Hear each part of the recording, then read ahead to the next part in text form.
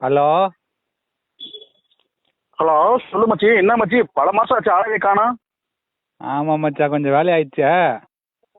இப்பதான் மச்சான் ஸ்டேட்டஸ்லாம் பார்த்தேன். இந்த ஏதோ ஏஐல ஜெமினி ஏஐ அதா. ஆமா ஆமா மச்சி, சூப்பராக்கா. நல்லா இருக்கு மச்சான். எப்படி பண்றத? அதான் நினைச்சேன் உனக்கு வேணுமா, அதுதான் என்னோட அதிசயமா போன் போட்டேன் நினைச்சேன்.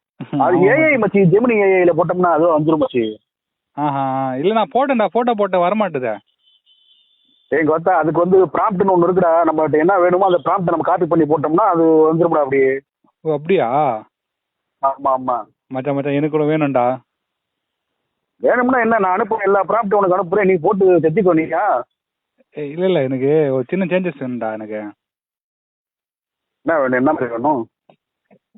மச்சான், இப்பதான் இன்ஸ்டால ஒரு ஆன்டி உஷாராச்சு. சரி.